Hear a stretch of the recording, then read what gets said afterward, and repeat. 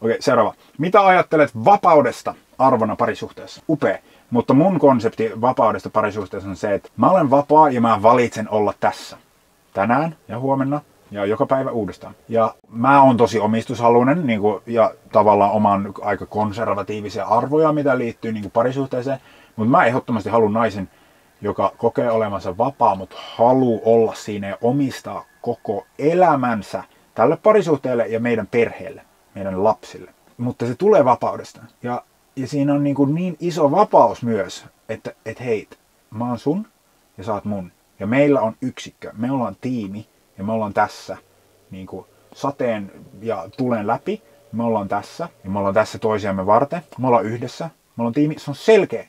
Sitten ei tarvi olla mikään tutka päällä, ei tarvi aina seurata jotain seksuaalisia viettejä, mitkä vie tonneja. Ootko sä vapaa, jos sä vaan seuraat sun seksuaalisia viettejä? En usko, koska sit sä oot niitä orja. Niin siinä on myös vapaus sille, että mä oon sitoutuneessa parisuhteessa ja mä niin kuin suljen muun maailman sen ulkopuolelle.